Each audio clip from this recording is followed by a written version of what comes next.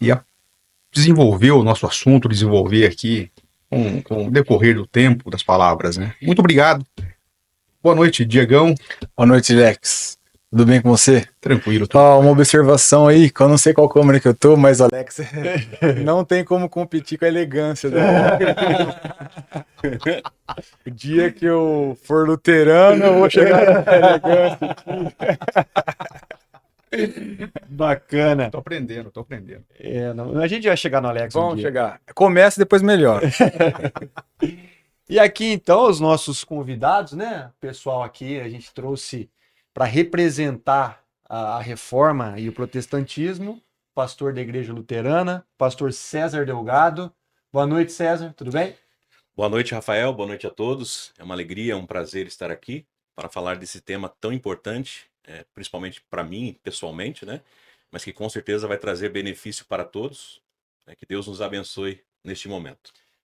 E aqui ao lado, o pastor da Igreja Presbiteriana, pastor Josué Chaves. Seja muito bem-vindo, Josué. Obrigado, boa noite a vocês todos.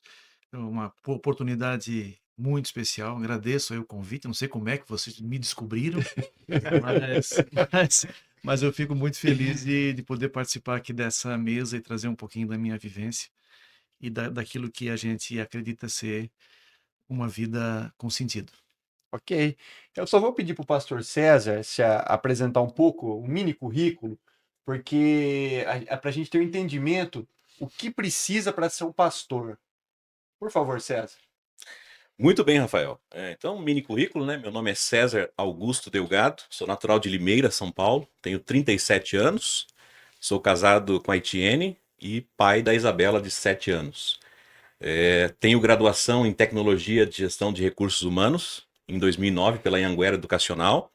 E depois, quando eu decidi ir para o seminário, eu fiz bacharelado em Teologia pela Universidade Luterana do Brasil, concluí em 2016. Depois fiz um bacharelado em Teologia pelo Seminário Concórdia, da Igreja Evangélica Luterana do Brasil, terminei em 2018. E fiz uma pós-graduação também em Teologia e Bíblia, Ministério Pastoral, pela Universidade Luterana do Brasil. E a partir daí, a igreja me recomendou para o chamado e ordenação, né? Então, um processo todo de 6 anos, 5 anos de estudos e 1 ano de estágio ministerial em alguma congregação do Brasil. No meu caso, foi em Cascavel, Paraná. Aí me formei, recebi o chamado, fui ordenado em janeiro de 2019 e fui trabalhar na Paróquia Paz de Vila Velha, Espírito Santo. Trabalhei por 4 anos lá. E depois recebi o chamado para a Paróquia Luterana de Leme. Estou aqui há 2 anos, pela graça de Deus. Bacana. Pastor Josué, fala um pouco da tua formação. Eu sou de Santa Catarina, eu sou catarinense, né? Estou aqui há 3 anos em Leme. Eu entrei no lugar do pastor Edson Duque, meu amigo, querido amigo. E sou casado com a Ana Karina, 2 filhos, o Arthur e a Beatriz. E eu comecei a minha vida de estudante, depois do ensino médio, né?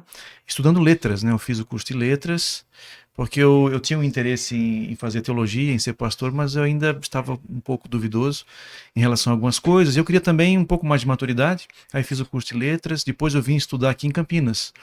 Então, morei aqui 4 anos em Campinas e estudei no Seminário Presbiteriano do Sul. E aí voltei para Santa Catarina. Em 2002 comecei o meu ministério pastoral e enquanto pastor eu também estudei áreas ligadas a letras, né, na Universidade Federal de Santa Catarina. Então fiz também mestrado, doutorado nessa área de letras, né, de literatura, aliás, que é uma área que eu acho que tem muita relação com a Bíblia, né? Me ajudou muito a entender e a ler a Bíblia de uma perspectiva interessante e enriquecedora. Então, basicamente, a minha vida são 22 anos de ministério pastoral, ligado a essas 2 áreas aí, né? A área da literatura e da teologia da Bíblia, da interpretação bíblica, né? Bacana. Essa tem sido a caminhada. Tem que estudar para ser pastor, né, Diego? Não pode sair aí falando qualquer Pelo coisa. menos na luterana e na presbiteriana, né? Bom, um exemplo. É quando o Carlos sugeriu o tema e falou, Diego, sobre a reforma da igreja. Eu falei, não, Carlão, calma aí. Tudo tem um limite, velho. Você falou que o podcast era algo sério e que a gente ia mais profundo, né? E de tão leigo que eu sou. Então, vai ser um baita de um aprendizado, porque não tenho conhecimento do assunto, estudei um pouco pra gente vir bater um papo. Então acho que vai ser interessante pra quem tá em casa também. Bem, Bacana. Vamos direto ao Muito ponto, bem. então? Vamos lá. Alex, quantos sacos de cimento e quantos pedreiros foram necessários para a reforma da igreja? Começou com Martim Lutero, seria isso? Um Vamos- pedreiro e as 95 denominações lá, As teses. as teses, né? Exatamente. Momento histórico, então, né, que começou a reforma, século XVI, com Martim Lutero. Podemos tomar a palavra, César? Como é Com que foi certeza. mais ou menos isso daí, para a turma entender o que foi a reforma, o que o mundo passava naquela época, né, que ansiou. E a gente vai aprofundar isso. Tem algumas coisinhas mais para frente aí. Vamos lá. Com certeza. Muito bem, vou falar um pouquinho do contexto histórico e religioso, né, que desencadeou a reforma. Nós temos que pensar lá na Idade Média, século XV, final do século XV, início do século XVI. Né? O mundo estava passando por muitas transformações. Desde o final do século XII, início do século XIII, a população mundial começou a crescer mais e mais. E com isso, houve uma escassez de alimentos. Por quê? Porque havia muita praga. E junto com as pragas também grandes invernos, nevascas, que destruíam as plantações. E a partir daí começou a haver uma escassez de alimentos. E a gente sabe, quando o ser humano está faminto, está desnutrido, ele está propenso a muitas doenças.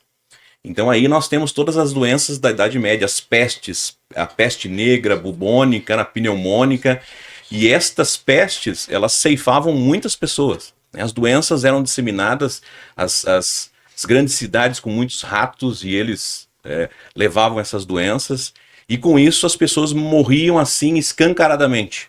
Eram mortes diárias, mortes visíveis. As pessoas que tinham a peste negra, as pessoas, infelizmente, elas apodreciam, era um cheiro terrível, havia muito abandono, pais abandonavam seus filhos, filhos abandonavam seus pais, parentes, nas ruas, para morrer assim ao céu aberto. Né? Então a morte ela era visível, e as pessoas viam isso. As pessoas viviam menos do que hoje, e as pessoas viviam com medo da morte. A morte estava escancarada. E a morte ela era usada em poesias, em músicas, em danças. Havia a dança macabra que retratava a morte, porque ela era diária, visível através das pestes e das doenças, né? Então esse era o contexto histórico do momento. Pouco alimento, muita doença. Né? Eu estou falando do pessoal, né? Dos camponeses, né? Não estou falando da ala mais da rica, né? Mas estou falando das pessoas mais simples, elas sofriam muito com isso. Né? E aí entra o contexto religioso. Diante de tanta morte, as pessoas tinham medo. Né? O que eu posso fazer para ser salvo? Havia um medo do inferno escancarado. Né? E se eu morrer hoje? Para onde eu vou? E aí entra a questão religiosa. O que a igreja oferecia naquela época? Né? A igreja não oferecia uma palavra clara de evangelho, né, de salvação, dizendo, olha, vocês creem em Cristo e vocês serão salvos. Pelo contrário, a igreja oferecia várias artimanhas, né, que levavam as pessoas a confiarem em coisas que não traziam consolo, que não traziam conforto. E aí nós podemos pensar assim, o que a igreja oferecia? Esmolas, você deveria dar esmolas, você deveria fazer boas obras, você deveria se autoflagelar, você deveria participar da missa, né? Você deveria comprar indulgências, para que com isso você pudesse conquistar a sua salvação eterna. A salvação era vista como algo que o ser humano conquista, que o ser humano, com seus esforços, com seus méritos, chegam lá. Então esse era o contexto religioso. A igreja ela funcionava como uma grande máquina que oferecia métodos para as pessoas chegarem ao céu por seus esforços. Né? A igreja não pregava um Deus de graça que perdoa o pecado, que salva, que leva ao céu pela morte do seu filho, mas pregava um Deus irado, um Deus que salva pessoas através dos esforços dessas próprias pessoas. Né? Então a gente consegue imaginar, pensem, né? Mortes escancaradas, diárias, medo da morte, pessoas sem paz, pessoas vivendo à margem ali da sociedade, na pobreza, e aí a igreja, infelizmente, levando isso, né? Levando esse falso evangelho, essa falsa solução para as pessoas. Josué, é mais ou menos por aí que se inicia, qual que é a visão do presbiterianismo também a respeito da reforma, desses momentos históricos? Sim, sim, esses são alguns elementos, né, importantes para a gente entender esse momento, esse contexto histórico, né, de muito poder da Igreja Católica daquele tempo, né? É bom a gente enfatizar isso. Quando falamos da Igreja Católica daquele tempo, não estamos nos referindo à Igreja Católica hoje, apesar da gente, né, e a Igreja ter algumas críticas, mas são instituições diferentes, né? Mas sim, é isso, né? Uma carência social, material e espiritual muito grande e sem resposta, sem orientação. Quer dizer, aquela ideia de um grande rebanho, né, aflito, sem pastor, que é uma ideia que Jesus usa em uma das suas falas, né? Então, podemos imaginar isso, um grande rebanho de pessoas aflitas espiritualmente, materialmente, e sem uma direção espiritual. E todos esses abusos, né, que você citou aí, venda de indulgência, a venda da salvação, né, a venda de relíquias, uma corrupção muito grande no clero, o despreparo dos religiosos, dos padres. Então, assim, um conjunto de circunstâncias que acabou levando a isso. E não apenas isso, né? Porque nós temos também o interesse dos príncipes naquele momento. Então, aconteceu todo um conjunto de circunstâncias políticas que também permitiu que Lutero conseguisse disseminar ali as suas ideias e até sobreviver. Ele sobreviveu, porque ele foi também auxiliado, né, por pessoas que estavam ligadas ali à política, ao domínio de alguns territórios. Então, é um contexto, assim, muito importante para o Ocidente. Isso que é importante você estudar isso, viu, meu brother? Você tem que estudar a protestante para a gente entender por que o Ocidente é assim hoje. Porque, por exemplo, nós temos democracia representativa, então tem uma série de coisas hoje que nós entendemos quando a gente volta na Reforma Protestante, que está dentro ali do Renascimento, do Iluminismo, né, que são movimentos maiores, dentro do qual está também a Reforma Protestante, né? Então, é uma conversa muito boa que a gente tem que fazer mesmo. Tem que fazer. Bora, é o seguinte, você falou de um conjunto de ações que a Igreja Católica tinha naquela época. Queria falar de uma específica, que é sobre indulgência. Você pode nos explicar o que é indulgência e o que eles faziam naquela época? Muito bem. Nós temos que entender o sistema de penitência da Igreja Romana, né, que eles tinham naquela época, que era um sistema que envolvia contrição, que era um coração arrependido, confissão, você devia se confessar ao padre, e aí vinha a satisfação. O que era a satisfação? A igreja ensinava que o pecado ele acarreta uma culpa eterna diante de Deus, mas também uma pena, um castigo. E a culpa ela é perdoada pela confissão. Então, você vai à confissão, Deus te perdoa da culpa. Mas a pena temporal, o castigo que você merece pelo seu ato, você deve pagar, que seria uma penitência. Fazer isso, fazer aquilo outro, né? E você poderia ter o benefício de não ter essa pena se você comprasse uma indulgência, que seria um perdão para esta pena. Dava uma volta ali, né? Uma volta. Então, você agora estaria totalmente perdoado, você não passaria pelo purgatório, que também é um ensino ligado à penitência, porque é dizer que você tem que pagar por algum pecado, pagar pelos seus erros, seja aqui ou na eternidade, né, num espaço intermediário. E aí, com isso, a igreja oferecia as indulgências, que seriam um perdão para estas penas temporárias pelo pecado. Então, a partir do momento que você comprasse uma indulgência, até havia o João Tetzel, que era o vendedor na Alemanha, ele dizia, quando uma moedinha cai no cofrinho, uma alminha sai do purgatório, né? Então, essa era a ideia, as pessoas pensavam, não, então eu vou comprar a minha salvação, né?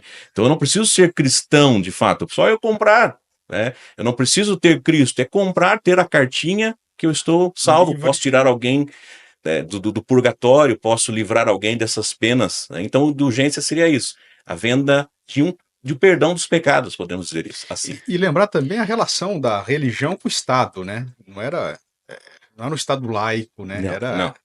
junto, unido. Então você tinha essa confusão toda aí, junto aos reinos, junto a um Sim. poderio da nobreza até. E a população, às vezes, mais miserável, aquela que estava no campo sofrendo, acabava tendo um, um peso muito grande para poder seguir, poder comprar essa indulgência, ou seja, eram penalizados, né? Então, ficavam estigmatizados. Seguindo nessa linha ainda, os alemães, chegou um determinado momento que os alemães começaram a questionar aonde estava indo esse dinheiro da indulgência, certo? Sim, sim. E o que foi feito com o dinheiro da indulgência? Bom, o Alberto de Mongústia, que era um dos alemães ali que estava envolvido com isso, ele tinha contraído um grande empréstimo com o Vaticano. Então ele usava esse dinheiro para pagar o próprio Vaticano. Mas também esse dinheiro foi usado para a construção da Basílica de São Pedro. Nós temos hoje lá todo aquele monumento, todo aquele santuário, né? Começou a ser construído a partir ali da época da Reforma, com o dinheiro que estava nos cofres, né? Que vinha das indulgências. Então isso é real, isso é histórico, você pode tem fontes para isso dos historiadores, né? Que parte desse dinheiro das indulgências foi usado para a construção da Basílica de São Pedro. E era um período de guerras também, né? Entre reinos ali. Tinha uma situação da própria Igreja Católica, do próprio Papa, na época, não sei se era o Leão X. Leão X. Na época né? das 95 teses era o Leão Leão X. X, né? O problema desse tempo aí, né, é que essa relação igreja-estado, ela estava muito confusa, né? Então tinha época que o Papa mandava mais que os imperadores, ou que o rei, ou que o príncipe, né? Sim. Tinha hora que tinha menos poder. Então essa relação foi muito promíscua, né? Sim. E gerou muita opressão. Porque, obviamente, veja essa história, né, da Basílica de São Pedro, né? Isso aí é histórico, né? Então, existia até uma pressão da própria igreja para que as indulgências continuassem sendo vendidas, né?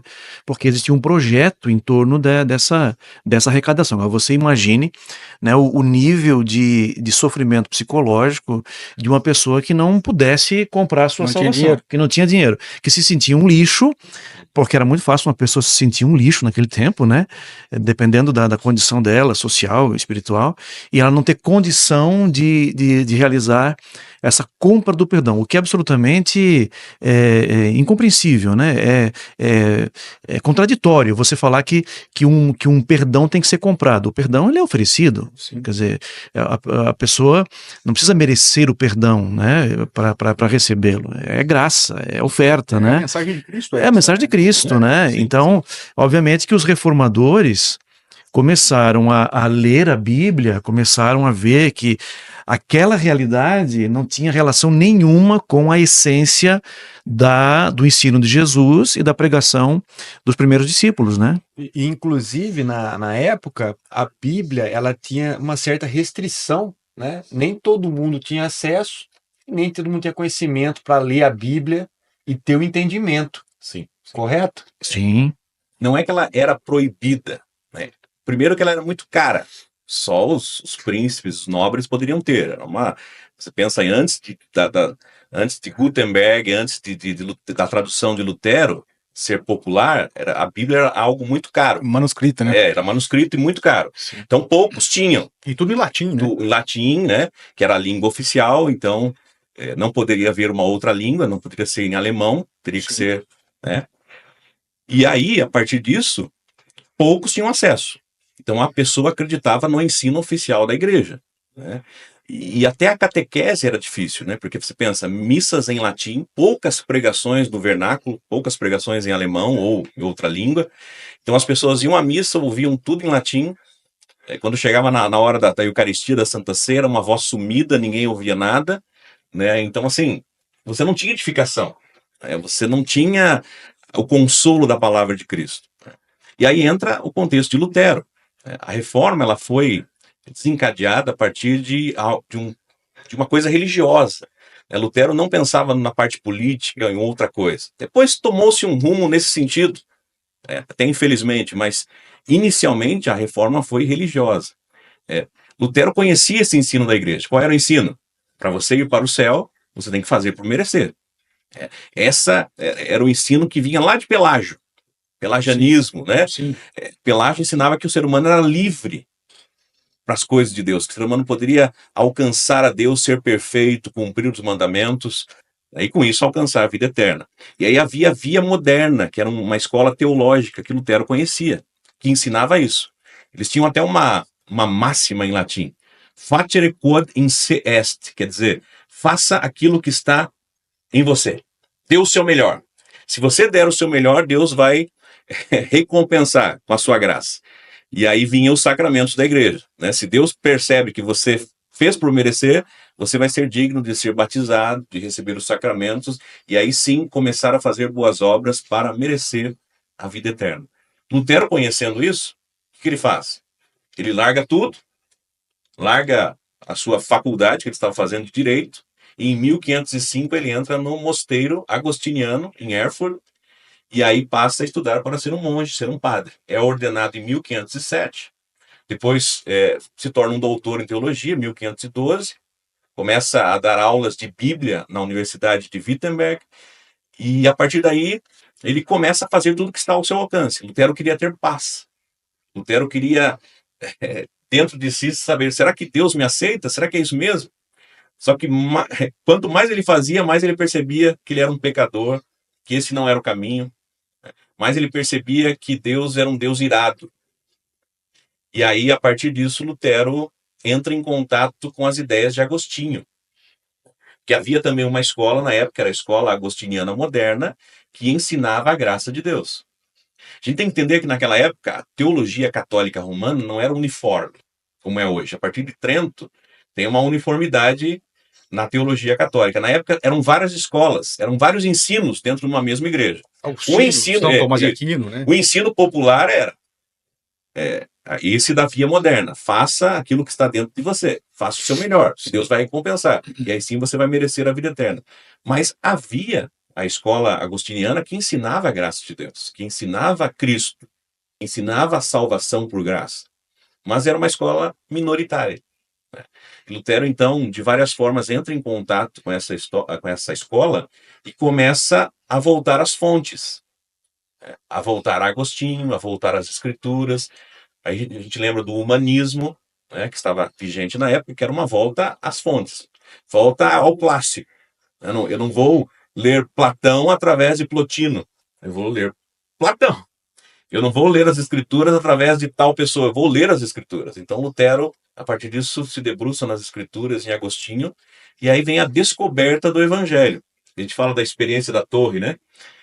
Entre 1514 e 1518, Lutero ele tem essa descoberta, pela graça de Deus, de que a salvação do ser humano é unicamente pela graça de Deus, por meio da obra de Cristo, e o ser humano recebe isso pela fé. O justo viverá por fé. Romanos 1,17. E a partir daí começa a desencadear a reforma. A partir disso, Lutero percebe que a igreja estava oficialmente ensinando algo contrário à palavra. A palavra de salvação é de graça. A salvação é por obra de Cristo. Cristo conquistou a salvação. Não é por indulgência, não é pelo que você faz, não é pelo seu participar da missa, não é por isso ou por aquilo. E aí Lutero, as 95 teses, né, criticando o abuso das indulgências. Depois vem vários escritos de Lutero. E Lutero passa então a ensinar esta verdade. A justificação unicamente pela fé. A salvação do ser humano é graça exclusiva de Deus. E aí vem todos os enrolar que nós podemos conversar, né? Lutero foi excomungado, depois se tornou um fora da lei. O Papa não quis dar ouvidos para Lutero. Ele queria que Lutero se retratasse. Ele não chamou Lutero para uma conversa. Não houve isso. Mas ou você se retrata, ou você vai ser excomungado. Foi isso que aconteceu, em 1521. Aí ele falou, aqui permaneço, e eu não posso voltar atrás. Aí, Viu como eu estudei? Primeiro ele não julgo o livro pela capa. Primeiro ele foi excomungado em janeiro de 1521. E aí depois o imperador fez algo que não se fazia normalmente na época. O imperador quis ouvir Lutero. E aí teve a Dieta de Worms. Na Dieta de Worms, o imperador quis ouvir as ideias de Lutero e ao mesmo tempo pedir retratação. Você se retrata. E Lutero disse, não. A menos que eu seja convencido pela palavra de Deus ou por um raciocínio lógico diante desta palavra, eu não. Aqui eu estou, aqui eu permaneço. Né? E aí ele se tornou um fora da lei. E aí que entra a ajuda. Lutero não foi um reformador sozinho. Né? Ele tinha os companheiros, né? Melanchthon, Bugenhagen e outros, né? Busser depois também, entre outros, né? E estes ajudaram Lutero, os príncipes, os duques. Foi um movimento que isso toma corrente. E o Duque resolveu salvar a vida de Lutero. Lutero saiu da dieta de Worms condenado. Você está excomungado, você é um fora da lei. Qualquer um que te achar pode te matar. Então, o Duque Frederico, o sábio, escondeu Lutero no castelo de Wartburg. Em 1522, Lutero permaneceu lá e traduziu o Novo Testamento para um alemão coerente. Um alemão que todos pudessem entender. Isso tanto foi o Novo em Testamento como 1522. Em 3 meses, certo? Isso, pouco tempo, né? Não lembro assim exatamente, mas pouco tempo. Lutero traduziu, depois ele fez revisões, é claro, né, nesse texto dele, mas aí para que pudesse chegar ao povo. E aí vem a grande sacada, né? No século XV, Gutenberg inventou a prensa móvel e os ensinos protestantes começaram a sair, todo mundo tinha acesso, né? E a própria Bíblia, né? Isso, aí se tornou barato. A Bíblia ficou barata, né? Era mais acessível para um exato. trabalhador, para um camponês comprar uma, e ele podia comparar com o ensino oficial. E esse momento, inclusive até hoje é considerado por alguns, há uma diferença da Alemanha ser tão desenvolvida, o acesso à informação precoce antes dos outros países, né? Então, tem vários pensadores, filósofos, cientistas alemães que aproveitaram esse momento para daí dar esse empurrão na Alemanha, Você né? tinha as grandes universidades também, né? Já formando doutores, enfim, Sim. colocando aí. Era muito restrito. Era né? muito restrito, né? Mas mesmo assim ia Tem, disseminando, né? tem uma Comparado- ideia, tem uma ideia importantíssima nesse ponto aí, que é a ideia do sacerdócio universal, né?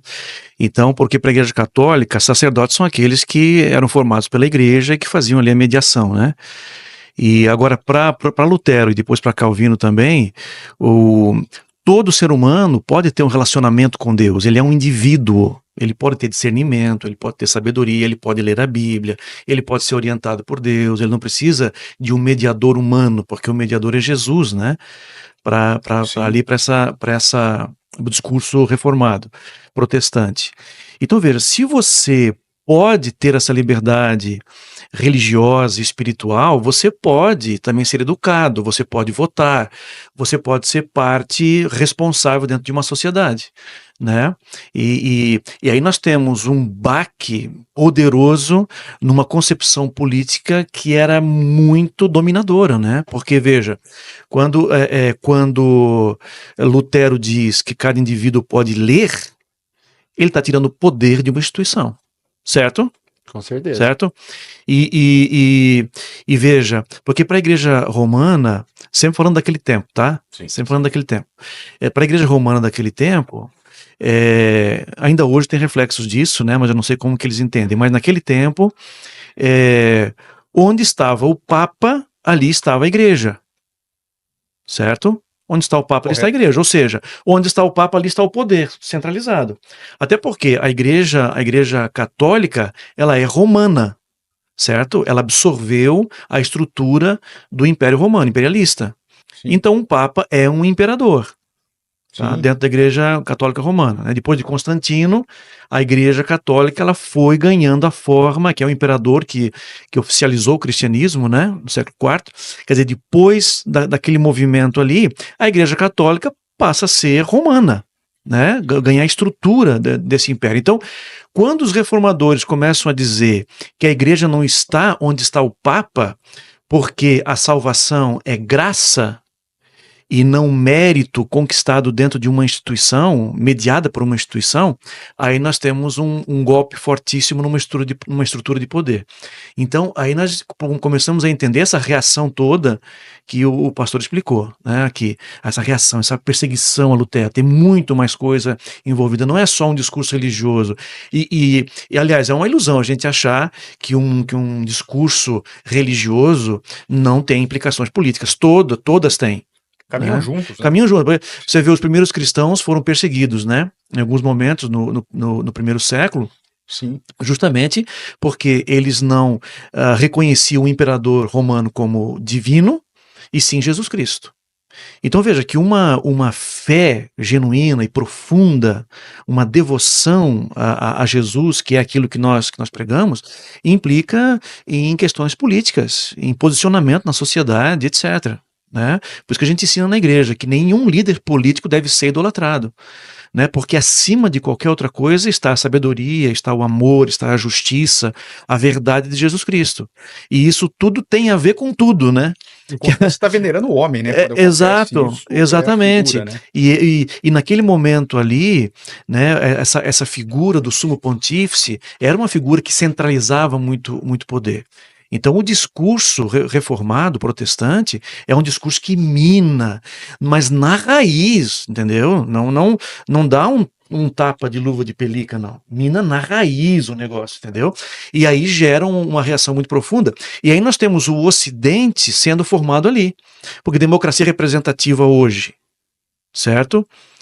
Estado democrático de direito, certo? Tudo isso tem a ver com reforma protestante. Começa nessa mudança. Começa nessa mudança. Porque, olha, se você é uma pessoa que tem essa condição de falar com Deus, de conhecer a Deus, de ler a Bíblia, você tem condição de estudar e você tem condição de votar.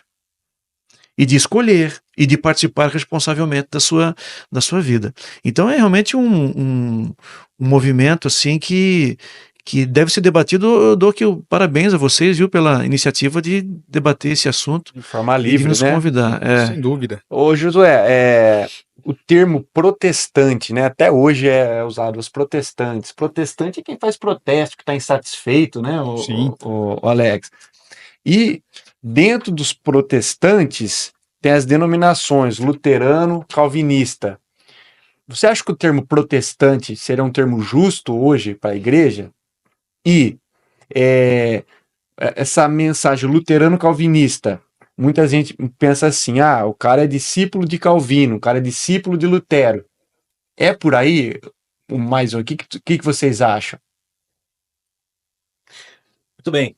O termo protestante, ele veio de uma dieta chamada Dieta de Spira, de 1529. Tem que entender o que acontecia na época. Houve o Edito de Worms, que declarou Lutero fora da lei. Pastor, só interrompendo um pouquinho, só explicar um pouquinho as dietas, porque a gente pode entender que a dieta vai no alimento. O Diego já está com fome aqui, falou de dieta. Isso. Dieta era um tipo de assembleia imperial, né? Normalmente convocada pelo imperador ou por algum príncipe. Tinha algo para decidir assuntos importantes, para decidir algo. Então houve a Dieta de Worms, lá na Dieta de Worms, houve o Edito de Worms, o imperador declarou Lutero fora da lei. E todo aquele que seguisse a doutrina de Lutero seria fora da lei. Também seria. E aí, na Dieta de Spira, em 1526, decorreram-se 5 anos, né? O imperador ele decidiu suspender o Edito de Worms e dar aos luteranos uma certa liberdade para ensinar, para viver essa vida de culto e tudo mais. Né? Então, haveria a Igreja Católica Romana e a Igreja Evangélica Luterana caminhando ali no Império. Em 1529, por N razões, decidiu-se revogar a Dieta de Spira de 1526. E aí o que aconteceu? Os príncipes, os teólogos fizeram um protesto. Como assim? A gente era livre para pregar a palavra, agora não podemos mais, né? Então houve esse protesto. Então foi um protesto dos luteranos inicialmente. E a partir disso, até de forma pejorativa, se trouxe a todo o movimento da reforma, né? Os protestantes, né? E aí eu não acho que faz jus, porque por mais que a reforma fosse um protesto, mas a reforma ela tinha uma intenção de trazer de volta aquilo que era ensinado pela igreja, né, inicialmente. Aquilo que os apóstolos ensinaram, aquilo que a igreja ensinou, mesmo que de uma forma minoritária. A gente tem que entender isso, né? A igreja nunca deixou de existir. Cristo prometeu, as portas do inferno não vão prevalecer contra a igreja. Então sempre houve um povo fiel a Cristo, que pregou a palavra corretamente, mesmo que fosse um movimento minoritário. Então ali com a reforma é trazer de volta este ensino para o foco, né? É isso que a igreja cristã ensina. E Lutero nunca quis dividir a igreja.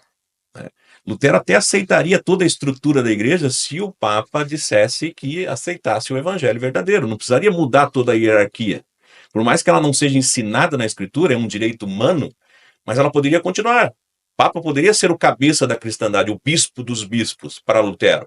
Mas o que ele fez? Ele não aceitou. Porque para Lutero o que importava era o evangelho chegando nas pessoas, né? Não era em si a estrutura da igreja. Mas, com isso, os protestantes começaram a ser chamados desde essa época disso. Porque protestava contra a supremacia do Papa e a venda de indulgência, Também, basicamente, também. né? Era em cima disso daí. O protesto ele foi em cima das últimas consequências, né, das últimas decisões que tinha uma liberdade, a Isso. partir de agora não tinha Não mais, tem mais. então a gente vai requerer tudo. O protesto foi contra isso, né? Foi contra essa. E aí entra a questão do luterano, né? O termo luterano. Vamos dizer assim, os adversários, o partido de lá que colocou isso sobre os. Eu vou te rotular. Isso. Porque Então, o Lutero não queria, né? Lutero não queria. Não né? queria. Lutero disse: vocês são cristãos, Cristo morreu por vocês. Eu não morri por ninguém, a doutrina não é minha. Né?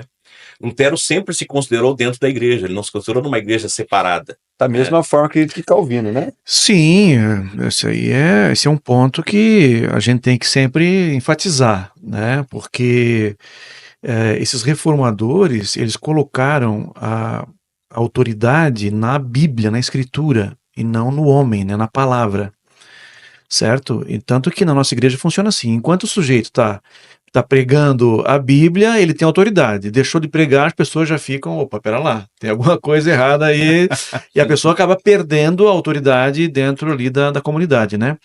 Então, obviamente que essa lógica de Lutero, né, é a lógica também do pensamento reformado, né? A autoridade é de Cristo. Nós somos seguidores de Jesus. Agora, claro que o evangelho ele é interpretado por correntes diferentes, né? E aí, de acordo ali com a sua vivência, com a sua caminhada, com a sua formação cultural, religiosa, você acaba estando dentro de um corpo de interpretação, de premissas, de ideias, né? Que são usadas para interpretar aquilo que Jesus ensinou. Mas essa interpretação que, vamos dizer, calvinista que a gente faz, né, ela tem que estar sempre sendo reavaliada e reformada, que é um princípio da Igreja Reformada, né, está sempre se reformando. Porque se a Bíblia é a nossa fonte de autoridade, se a palavra, a orientação de Deus está ali, então a tradição está sempre sendo reavaliada e sempre sendo até criticada quando necessário, quando for preciso, né? Então a gente tem que estar sempre lembrando a igreja disso. Eu acredito que o irmão luterano aqui também faça isso, né? Para que as pessoas não confundam as coisas, né? A gente celebra Perfeito. a reforma protestante não para idolatrar figuras históricas que tiveram seu papel, mas que cometeram erros também. Lutero cometeu erros, Teve as Calvino falhas, né? cometeu Sim. erros, né? O pensamento deles não é papal, não é infalível, senão nós vamos entrar numa outra tradição, entendeu? Sem dúvida. Esse é o meu ponto, né? Então a gente celebra a Reforma Protestante para lembrar que neste tempo princípios fundamentais foram ensinados, foram cultivados, né? Foram relembrados e que a gente precisa mantê-los para que a igreja continue estando viva e conectada ao movimento de Jesus, né? Eu ouvi certa vez um comentário dizendo assim que no século II, mais ou menos, São Francisco, da cidade de Assis, teria, de certa forma, feito uma reforma na igreja, uma pequena reforma, né? Não como a reforma protestante. Mas que naquela época o clero se distanciava muito da riqueza dos camponeses, do pessoal, né, ali menos favorecido financeiramente. E ele foi um marco, né? Tem uma história que o São Francisco de Assis foi se retratar ao Papa, o Papa não queria ouvir São Francisco, né? E disse a ele assim: vá se deitar com os porcos.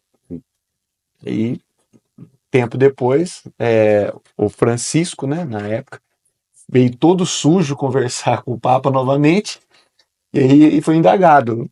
Por que você está assim? Você não me mandou deitar com os porcos? Eu deitei e agora eu estou submisso novamente. Uhum. Nessa questão, o Papa falou: esse rapaz tem alguma coisa diferente, vamos dar uma atenção a ele. existe uma corrente que fala assim, talvez os reformadores foram muito agressivos, eles poderiam ter se submetido ao Papa e ficado assim mais ameno ali para não criar uma ruptura. Essa ruptura, eu acredito que na época foi necessária. Então, a reforma de São Francisco de Assis, podemos dizer assim, foi uma reforma moral, né? Envolveu apenas a moralidade externa. Então, assim, havia muito luxo na corte papal e tudo mais, né? E aí ele condenou isso. E aí ele foi liberado para montar a ordem mendicante, né? Que são os frades, né? Os frades menores, Isso, né? isso. E aí eles, pobreza, castidade, assim vai, né? Então, não envolveu, assim, o cerne da questão, não era condenando o ensino oficial da igreja, né? A reforma foi ao cerne da questão. O ensino, a grande parte do ensino está contrário às escrituras. E aí isso foi minando toda a estrutura católico-romana daquela época. Você abala o Inclusive o poder, poder né? papal.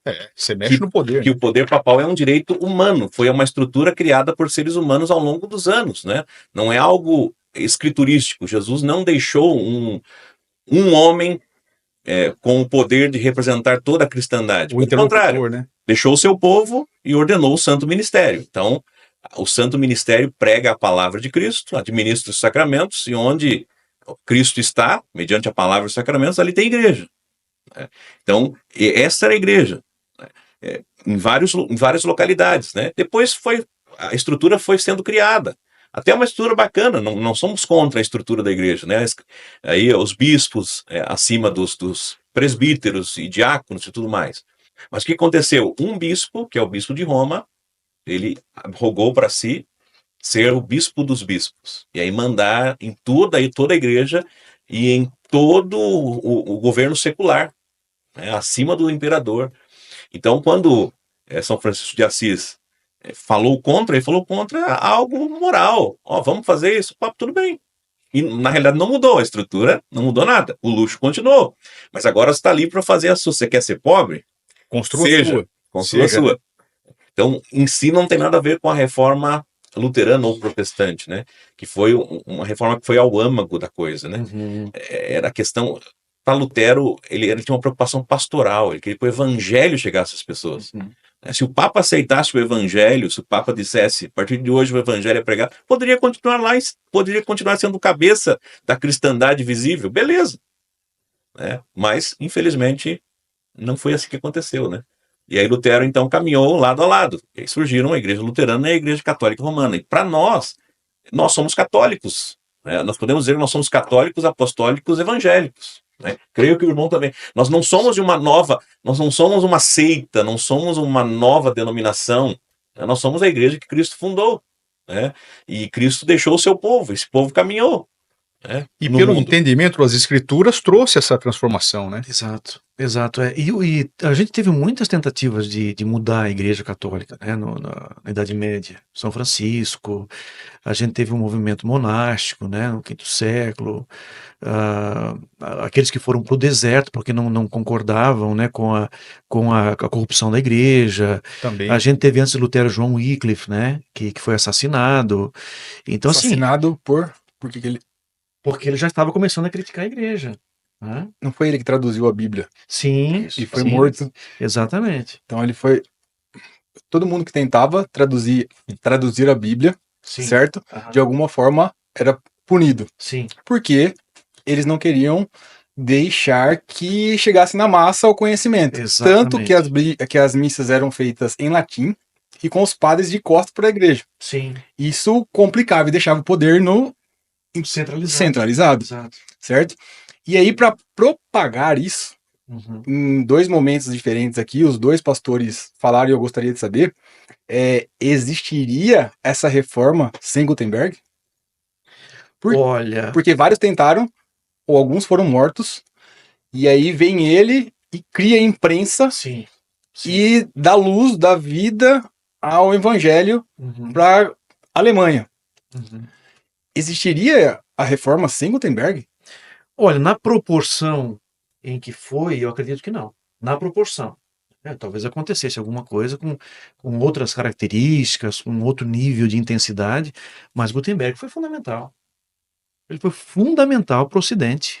Porque ficou muito centralizado, né? Na Exato. realidade, sem Gutenberg ficaria ali, Porque espalharia aos poucos, né? a Bíblia, como o pastor falou, a Bíblia estava nas mãos de uma elite, né, dos religiosos principalmente, eles interpretavam, eles liam em latim, então, quer dizer, o acesso era muito, muito distante, né? Era muito difícil o acesso, a distância era muito grande, né? Então, com as traduções e o trabalho da imprensa, nós tivemos uma proliferação muito grande de produções de textos, não só da Bíblia, como de os textos de Lutero, os textos da Reforma, de outros reformadores, quer dizer, eles começaram a ser produzidos e replicados, né? Então é difícil a gente imaginar nos termos que nós entendemos hoje que a Reforma Protestante pudesse acontecer sem a importância e o papel da imprensa, né? E Perdão. seguindo nesse raciocínio, Lutero, a gente sabe que houve reformadores, ele não era o líder supremo disso daí, mas hoje em dia se fala muito de Lutero. Teve outros reformadores, mas ele teve a coragem de traduzir a Bíblia e enfrentar todo mundo. Então foi um conjunto de ações que nos trouxeram até hoje aqui, né? Sim, sim. E aí a gente pensa, né? Sem Gutenberg, a reforma não teria essa proporção, né? Não chegaria a outros países tão rapidamente, ou a toda a Alemanha, né? Mas eu acho que fundamental também foi o apoio que Lutero teve. Dos duques, dos príncipes, né? Que apoiaram Lutero, que enfrentaram a batalha contra o imperador e contra o próprio Papa, né?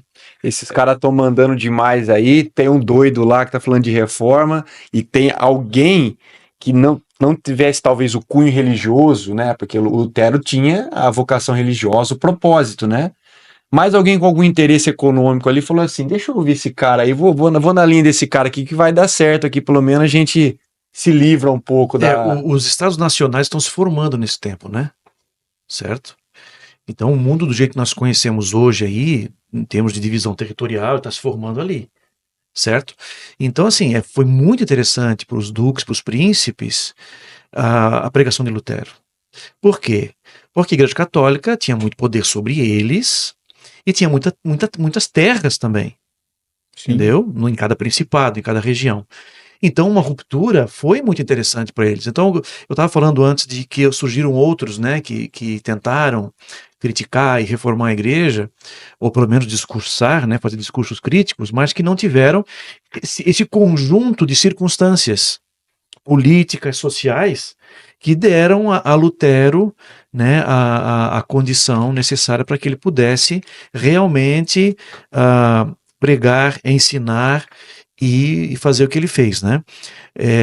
Então, acho que é importante a gente entender isso, né? Até porque naquela época também, essa ideia fragmentada que nós temos de discurso religioso e político, né? Não era assim, né? Porque tudo estava envolvido com tudo naquele tempo. Um né? exemplo era também o Henrique VIII, né? Que queria se divorciar. Perfeito exemplo. O Papa não aceitava Sim. o divórcio. Ele falou: pera aí que eu vou fazer uma igreja que eu vou me divorciar aqui. Então. Surgiu a igreja anglicana. Anglicana. Surgiu.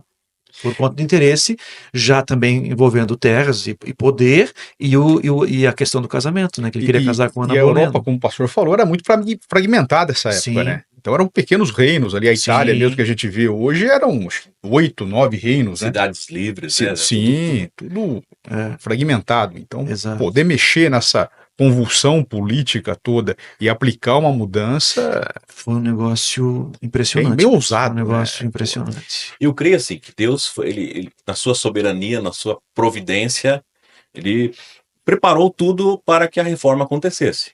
Então, tudo, né? E Deus, ele age de maneiras misteriosas, né? Deus age, nós somos da teologia da cruz, né? Deus age no subcontrário. Quando a gente menos espera ou menos imagina, Deus age. Quem imaginaria que Deus estava na cruz? Ninguém. Mas ele estava lá, salvando o ser humano. Então, assim, através de todos os acontecimentos da reforma, até envolvendo política, né? Até envolvendo pessoas com interesses obscuros, Deus fez a sua obra. Deus fez a sua obra. Então, assim, Lutero ele foi apoiado por vários príncipes, vários duques, que não sabemos o interesse que eles tinham, se era religioso ou não, né? Cremos que Deus alcançou muitos ali, né? Mas a reforma foi feita, né? E aí a gente lembra lá de 1530, quando a Confissão de Augsburgo foi colocada diante do imperador, né? Na Dieta de Augsburgo. Ali os luteranos, os protestantes, eles mostraram, ó, essa é a nossa confissão de fé. Não há nada que a gente ensine que não esteja de acordo com a Escritura e com a tradição correta da igreja. Não há nada aqui. Ó, pode olhar. Isso aqui que a Escritura ensina, isso aqui que os pais ensinam, os pais da igreja, esse é o ensino. Nós só corrigimos muitos abusos que a igreja tinha. Aí passou-se a entregar a comunhão em 2 espécies. Aí passou-se a liberar o casamento para os pastores, para os padres, né? Porque isso não contraria a Escritura, pelo contrário, é lícito. Né? Cristo instituiu o sacramento em 2 espécies, pão e vinho. Né? Então passou-se a fazer aquilo, a corrigir abusos que aconteciam durante a missa passou a ser celebrada em grande parte em alemão, com hinos em alemão, né? Voltado para o povo, para que o povo pudesse entender. Então houve correções em abusos que se tinha, e a doutrina foi escancarada, a doutrina de Deus, do pecado, da graça, do ministério, dos sacramentos, tudo ali. E olha, e pasmem, né? A igreja protestante, a igreja luterana, ela teve uma confissão de fé clara antes mesmo da igreja católica romana ter uma confissão clara, que foi só em Trento, a partir de 1545. Então a nossa confissão de fé clara é antes mesmo de uma confissão da própria Igreja Católica Romana, né? Então ali a gente era uma confissão de fé até ecumênica, mostrando, ó, é isso que ensinamos. Se, por graça de Deus, tivessem aceitado, seguiríamos como uma igreja só, visivelmente falando. A reforma teria sido feita ali. Lutero corrigiu o abuso, Lutero não destruiu a casa. Uma reforma não é uma deforma, né? Reforma é utilizar as paredes, continuam, você arruma um rachado aqui, tira ali, quebra aqui, levanta uma parede ali, foi isso que foi a reforma. Aquilo que era contrário à palavra de Deus, aquilo que a Escritura condenava, aquilo que no culto, na vida cristã estava fora da palavra de Deus, isso foi tirado. Questionava a veneração ao homem, né? Por isso Sim. o não reconhecimento dos santos, né? Sim, A própria questão do Cristo crucificado, né? De venerar a dor ali, aquela perda, né? E é interessante nesse ponto, quando o pastor falou de liberar o casamento, isso aí vem uma passagem, acho que do apóstolo Paulo até, né? Paulo era não um crítico, mas ele era ferrenho nas suas palavras, nas suas cartas, enfim. E uma vez ouvindo uma interpretação, eu achei interessante essa questão do casamento, que ele dizia que o apóstolo não podia se casar porque ele estava a todo momento pregando, mudando de cidade, e ele carregando uma família junto, ele teria, além da pregação, a preocupação de como adaptar essa família do local, como sustentar essa família, como manter essa família. Então, nessa visão, nessa interpretação que eu ouvi, dizia que ele estando sozinho, ele conseguia levar a palavra com mais, não facilidade, mas chegando mais fácil às pessoas, conseguindo disseminar isso daí, né? Eu não sei se isso é fato ou Paulo, não, né? pelo que a gente conhece, né, Paulo escreveu só textos ocasionais, né? Então a gente não tem assim uma teologia sistemática tratando de todos os pontos, né, de Perfeito. Paulo, né? Paulo escreveu cartas quando as igrejas estavam com problemas, Isso. né? Quando estavam enfrentando alguma dificuldade. E então o que a gente tem são esses textos que tratam de questões bem específicas. Mas quando ele falou disso, Paulo queria ter muita liberdade para pregar o evangelho, sim, né? Tanto que ele procurava trabalhar, ele construía tendas, né? Então ele procurava trabalhar para não ser um peso para as igrejas da cidade na qual ele E ele estava. colocava como opção dele, não como uma obrigação, Não né? obrigação. Olha, não que você tem que ser Eu igual, quero né? ter essa liberdade. Isso. Quero ter essa liberdade de pregar o evangelho sem essas amarras, sem essas dificuldades, né? Então era uma opção dele, era realmente uma decisão ministerial e pessoal de Paulo, né? Paulo. Que foi um sujeito incrível, né? Sim, sim. Interessantíssimo, né? o celibato não deveria ser obrigatório, né? Foi esse o ponto. Isso, A correto. Escritura, ela diz, textos, né, que o bispo seja irrepreensível, esposo de uma só mulher. Então, o bispo, o presbítero, termos equivalentes, não está falando do pastor da igreja, né? Correto. Ele pode se casar. Agora, se ele tem o dom do celibato. do celibato, Ok. se é uma opção Uma dele, opção dele para um. deveria ser assim, na nossa opinião, É né? o livre-arbítrio dele. Exato. Sim, É ele aquilo que tem a- Deus colocou. Ele tem a liberdade dentro do. É. Né, Agora, uma vez eu ouvi a fala de um padre, grande amigo, quando eu era pastor em Lages, né? E eu achei interessante a fala dele. Ele disse assim: olha, se o sujeito decidiu ser padre, ele já deveria ter feito essa opção, Correto. né? Esse argumento eu achei interessante. Eu acho que o problema talvez esteja na falta de cuidado de orientar e de receber esse pessoal e trabalhar essa questão, né? Talvez, não sei, não estou lá Sim, e sim. tenho muito medo de cometer injustiças, né? Mas assim, do ponto de vista do princípio, é isso aí, né? É uma opção e Paulo fez essa Essa opção. opção. E o próprio Jesus, né? O próprio Jesus, que a Sim. gente sabe, Sim. Jesus também não casou. Jesus tinha uma consciência muito clara do que estava acontecendo com ele, do que iria acontecer com ele, e obviamente que ele não teve essa preocupação ou interesse de construir uma família, por exemplo, ou de ter filhos e esposa, né? Porque justamente a vida dele seria uma entrega total e absoluta à sua missão, Sim. né? Ele entregou de corpo e De alma corpo ali, e né? alma. E é interessante, Jesus, nas passagens, né, de registro, vou falar leigamente aqui, sem conhecer com profundeza, mas eu vejo do nascimento aos 12 anos e depois dos 30 aos 33. Fica esse ato de tempo aí. Qual é a visão da igreja presbiteriana, ou tanto da luterana, nesse período aí dessa vida de Cristo? Olha, não há visão, né? Porque, Não, sim, sim. porque o que a gente tem, o que a gente considera, certo? Como texto inspirado, como texto que deva nos orientar, né? São os evangelhos canônicos, os Perfeito. evangelhos que estão na Escritura. Eles contam a vida de Jesus. Nós temos o evangelho da infância em Mateus e Lucas, que conta um pouco da infância de Jesus. Correto. Temos um episódio ali de 12 anos ele no templo, Isso. né? E depois nós temos Jesus iniciando o ministério dele, né? Então, para nós, não importa, né? Existem alguns evangelhos apócrifos, que são aqueles que não entraram no cânon, né? Que contam histórias, outras histórias da Outras infância de versões, Jesus, né, que outras passam aí, versões e né? tal. Mas assim, a igreja presbiteriana e luterana, acredito também, né? A gente não usa esses Não textos, considera isso daí, não né? considere esses textos, porque ali na Escritura nós temos aquilo que precisamos e aquilo que está mais próximo do movimento Jesus. Correto. Tá? Correto. Então esses autores que nós temos ali no Novo Testamento, eles estão mais próximos de Jesus, então É o que viveram com narraram, ele ali, que né? viveram, que experimentaram os primeiros discípulos, né? Então eles têm mais autoridade para contar sobre a vida de Jesus e por isso a gente considera aqueles textos inspirados e textos de autoridade, Nessa né? passagem para a vida toda da da igreja. vida dele ali, né? Exatamente. Então não há essa especulação, certo. né? Sim. Né, pastor? A gente não fica especulando. Se fôssemos especular, provavelmente Jesus viveu uma vida comum. Correto. Né? Seguiu a profissão do pai, coisas assim, né? Tranquilo, né? Aí a gente tem que lembrar que Cristo ele se humilhou, né? No seu estado de humilhação, Cristo nem sempre fez uso de todo o seu poder, toda a sua glória, né? Jesus viveu uma vida comum. Simples, né? Deus Ele e homem, viveu- mas viveu uma vida comum, né? E então provavelmente foi isso. Aí depois, quando ele começou o seu ministério, aí sim, né?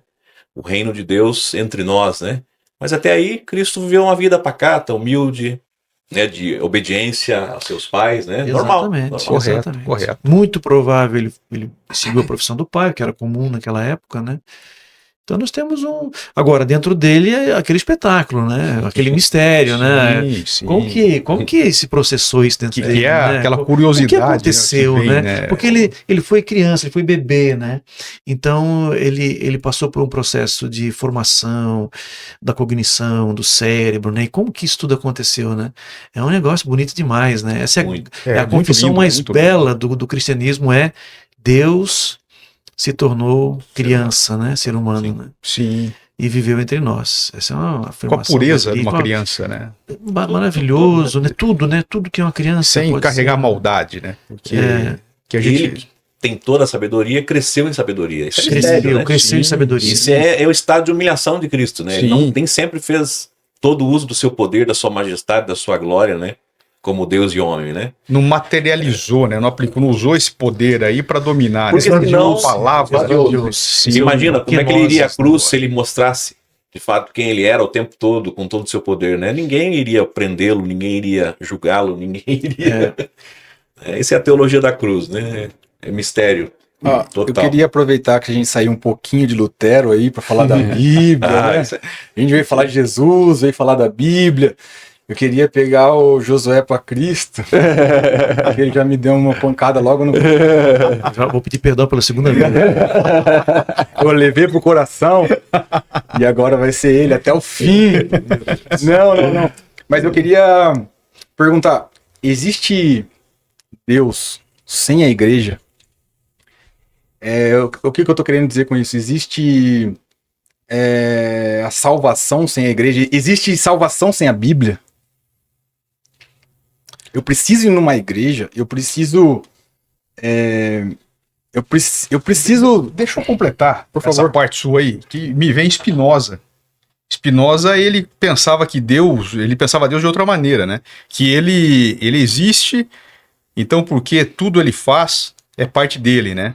Deus é a causa de sua existência e de tudo que existe. Ele é a absoluta potência produtiva, ele é a natureza, né? Spinoza pregava isso. Ele é a natureza. Ele é a natureza, né? Então, Perguntas bem provocadoras, no bom sentido, né? No bom sentido, né? É porque a palavra provocar é muito boa, né? Significa chamar, porque provocare, né? Chamar para frente, né? Chamar para evolução, né? Olha, eu acredito que não a Bíblia, mas a palavra de Deus é fundamental. Sem palavra de Deus, não há salvação. Sem palavra de Deus não há igreja, não há comunhão. Mas aí, palavra de Deus, né? Do que nós estamos falando aqui? Que palavra é essa? A gente pode começar em Gênesis, certo? Haja luz e houve luz. Haja firmamento e houve firmamento. Então nós estamos falando da palavra que é manifestação do próprio Deus, certo? perfeito. E aí vai dizer a Escritura, lá no Evangelho de João, que a palavra estava com Deus, era Deus, se relacionava com Deus desde o princípio, e a palavra se fez carne e habitou entre nós. E essa palavra, por excelência, na Escritura, é Jesus Cristo. Jesus é a palavra de Deus encarnada. Jesus é aquilo que Deus quer que nós sejamos enquanto humanidade. Jesus é a humanidade para a qual nós fomos criados. Então, nesse sentido, não há como pensar salvação, não há como pensar igreja sem palavra de Deus encarnada. E a Bíblia é um testemunho, a Bíblia aponta para essa palavra, a Bíblia é um testemunho dessa palavra de Deus, né? Essa palavra que em João é a palavra que recria a nossa humanidade, né? É o humaníssimo Jesus. Nós fomos criados para sermos semelhantes a Jesus. Nós fomos criados para sermos imagens e semelhanças de Jesus. Só que o que vai contar a Escritura? A Escritura vai dizer, a Bíblia vai dizer, que a gente foi se distanciando, a humanidade foi se distanciando. Lembrando daquela narrativa lá de Adão e Eva, né? A humanidade foi se distanciando da sua fonte, certo? Da possibilidade de ser perfeitamente imagem e semelhança de Deus. Essa imagem é resgatada em Jesus. Porque se Jesus vem para esse mundo para ser aquilo que Adão deixou de ser. O Dieter Bonhoeffer vai dizer, né? Se você quer saber como que era Adão, é só olhar para Jesus. Adão antes, né, de cometer lá o pecado. Porque Jesus é a recriação da humanidade. Né? Tudo aquilo que ele viveu, tudo aquilo que ele ensinou, tudo aquilo que ele deixou para nós é reconexão à humanidade, né? E o que nos torna divinos, né? Jesus é a possibilidade de sermos divinos e humanos. Então, entendendo palavra né, de Deus nesse sentido, presente na Escritura, nós podemos pensar sim que sem a Escritura é impossível termos a conexão com Deus. Agora tem um ponto, você falou da igreja, né? Frequência em igreja. Frequência em igreja. Veja, a experiência cristã de reencontro com a humanidade, né, para a qual fomos criados, é uma experiência comunitária. Certo? Então, assim, quando você encontra Jesus, quando você encontra uma experiência humana com Jesus, você encontra o próximo. Né? Quando você encontra o próximo inspirado pelo amor de Jesus, você estabelece uma relação de comunhão, de partilha de um tipo de vida. Certo? O tipo de vida que Jesus deixou como herança. Um tipo de vida onde um tipo de vida no qual, por meio do qual eu te amo, eu não te julgo, eu não te condeno, eu te aceito do jeito que você é, mas eu também te oriento e te digo que está errado. Né? Quer dizer, o tipo de experiência que a humanidade está precisando hoje, porque nós vivemos num mundo, como diz o Zygmunt Bauman, né, de relações extremamente frágeis. Né? As pessoas hoje descartam relacionamentos com um clique ou um toque na tela. Certo? As relações estão líquidas, extremamente frágeis, né? E o que o Evangelho traz para a gente é uma experiência de comunhão, de conexão profunda com as pessoas. E nós nascemos para essa experiência de conexão. Nós buscamos isso. Tudo está relacionado a isso. Porque veja, se Deus é Pai, Filho e Espírito Santo, se Deus é comunhão, e essa é a visão cristã de Deus, nós temos que cristianizar constantemente na mente das pessoas isso, né? Porque Deus é uma família, Deus é Pai, Filho e Espírito Santo, mas é um único Deus porque existe tanta conexão e tanto amor entre eles que podemos considerar como sendo um único Deus, porque o amor perfeito conecta as pessoas perfeitamente, né? Conecta esse Deus perfeitamente, certo? Então veja, se Deus é Pai, Filho e Espírito Santo, se Deus é comunhão, aquilo que Deus faz por meio de sua palavra é comunhão. Certo? Então, assim, naturalmente, uma pessoa que está sendo alimentada pelo Deus Pai, Filho e Espírito Santo, ela vai se conectar com o ser humano, e não só com o ser humano, ela vai se conectar à natureza, ela vai se conectar aos animais, porque lembram lá em Gênesis, diz que quando o ser humano pecou, fez a opção pela autonomia, quando o ser humano pensou assim, eu quero ser igual a Deus, eu quero tomar as minhas decisões, porque essa foi a tentação lá, né? Olha, a serpente, vocês podem ser como deuses, conhecedores do bem e do mal. Certo? Quando o ser humano dá voz àquela possibilidade, ele rompe as relações. A diferença foi criada, a pluralidade foi criada para que houvesse união e complementaridade. Mas a partir desse momento, quando o ser humano esquece esse propósito, ele faz da diferença a maldição. E aí o ser humano, aí o homem se rompe na relação com a mulher, o homem rompe a conexão com a natureza, o homem rompe a conexão com Deus, que é a principal, é a partir dessa desconexão que acontecem as outras. Então é isso que nós vemos hoje. As pessoas fragmentadas internamente, aliás, naquele momento ali acontece uma fragmentação interna, porque o ser humano passa a ter vergonha de si mesmo, da sua nudez. O ser humano que tem vergonha da sua nudez, ele está fragmentado internamente. Quer dizer, o seu corpo e a sua consciência estão fragmentados. Ou seja, o nosso grande problema são essas rupturas. É a gente acreditar que aquilo que eu faço para o meu próximo não tem nada a ver comigo, aquilo que eu faço para a natureza não tem nada a ver comigo. Isso é fruto de uma tendência que vem acompanhando a humanidade desde o início da sua história. Essa ideia de que nós estamos separados, de que a sua vida não tem nada a ver com a minha. Se eu fizer um muro bem grande na minha casa, eu não vou ter nada a ver com a violência que está lá fora. Vai ter.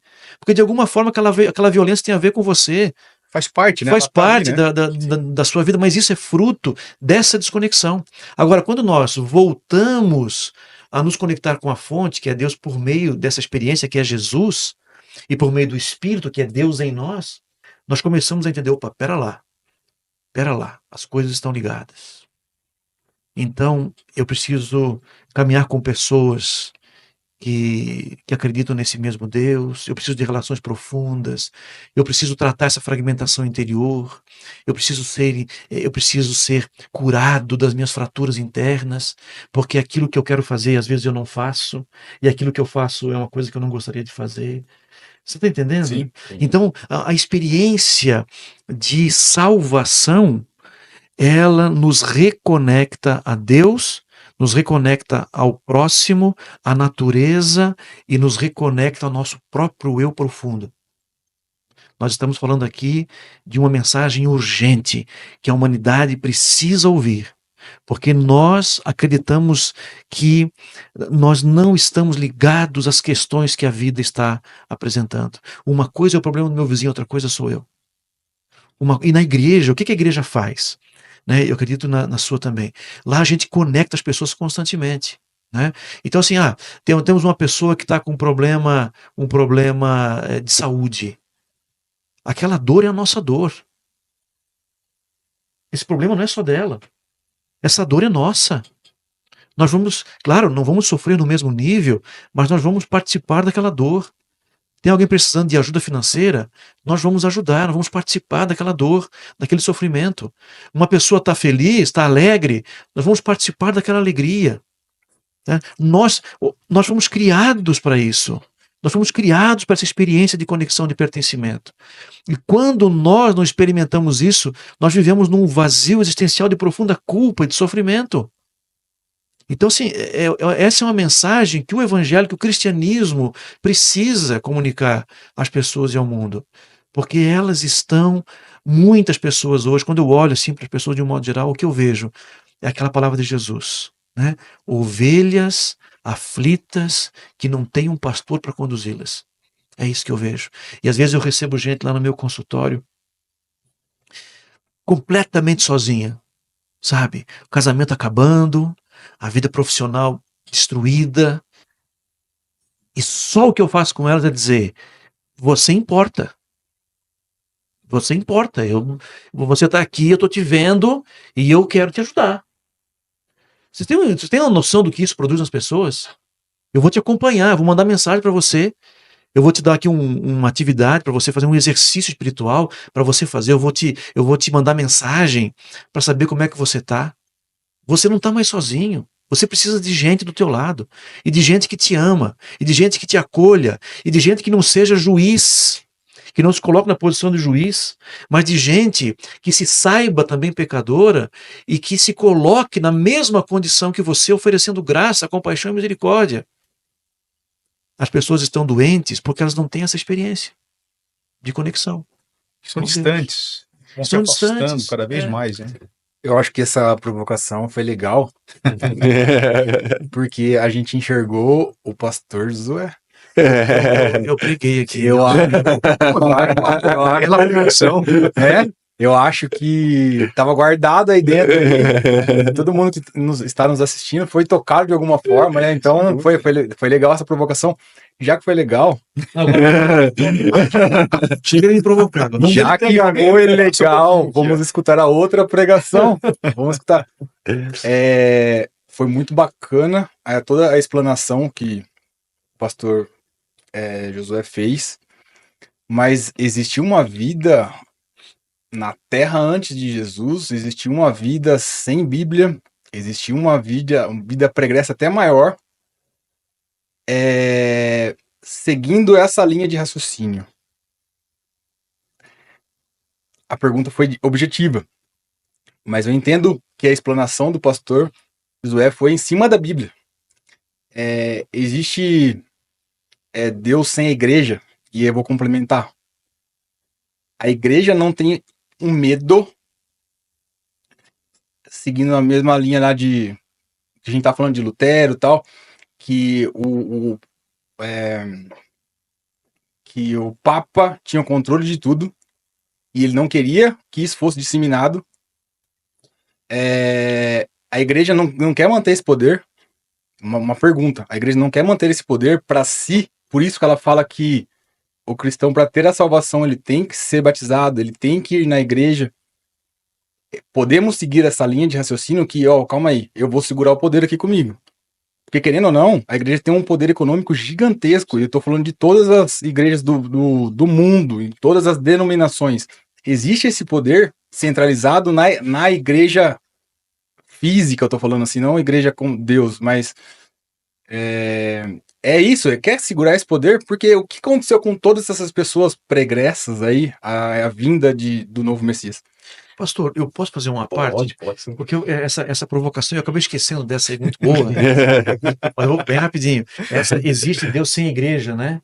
Quer dizer, essa é uma grande questão filosófica, né? Quer dizer, é Deus que cria a humanidade, a igreja, ou é a igreja que cria a ideia de Deus, né? Ou o ser humano que cria, né? Exatamente. Esse ponto é muito, muito interessante, né? Bom, para nós, né, para aquilo que a gente entende como discurso teológico, Deus, ele existiu antes de tudo, né? Ele é a causa primeira de todas as coisas, né? A gente percebe que tudo nessa vida é causado por algo, né? Mas se a gente for retroceder, vai chegar um momento em que alguma coisa não causada causou tudo. Sim. Sim, Do nada, Porque nada senão, se cria. porque senão é um infinito, né? é um infinito. Certo? Certo? Sim. Então essa é mais ou menos a lógica do Tomás de Aquino, né?